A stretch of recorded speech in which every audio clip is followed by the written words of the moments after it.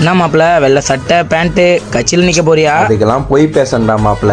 இல்ல நான் மட்டும் உண்மையே பேசுறாரு. நீ பேசுறதெல்லாம் ஒண்ணும் இல்ல. நம்ம மவுஸ் என்ன இந்த ஏரியா கொஞ்சம் காமி. பிளவுஸா? மவுஸ்டா மவுஸ்.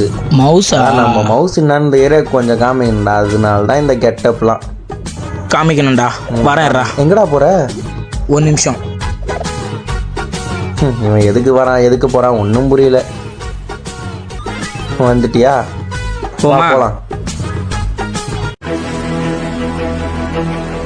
ம் வாப்பா.